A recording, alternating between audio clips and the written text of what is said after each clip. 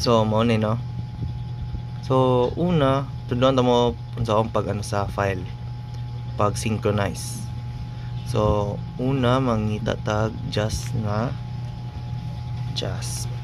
i-open na to ni. Muna una yung buhaton, tapos new data.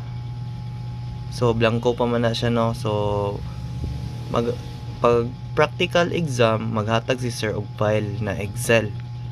Paghatag niya sa file sa laptop is mag-synchronize mo og file na Excel diri. So dito na to ni find data file, tapos pakita na to tong asa to nagbutang download. So mo ni ang Excel na kailangan. So na insert na tanan no. So kanina insert na. So Excel siya, so pwede na siya i-back inana na diri. So mo to inga na lang. Kompleto ang data. Tapos pag mag-analyze na diri na siya. Descriptive, statistics, ano siya? Mura ni. Kung naka-check ang transpose descriptive table, dapat i-off na ninyo ha. Kontahay. So IQ and math NX. Anak.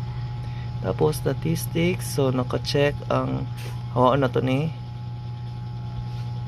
kanila itong skewness, kurtosis, quartiles, tapos minimum, maximum, okay, in IQR or interquartile range. So sa basic plots, distribution plots, correlation plots. Okay. Pareto. And mana, mo na tong gipang discuss ni sir katong last time. Mo na siya. So mag-study na lang mo ha. Study. Ang pag-interpret na lang ang kailangan yung buhaton. So mo lang to. Interpret nyo ni siya si mode, mean, median mode, standard deviation, IQR, skewness. Hindi naman ni kailangan kaning si error of skewness, di naman na ang kurtosis, error of kurtosis dili na pod. So minimum, maximum, percentile, discuss pa na sir.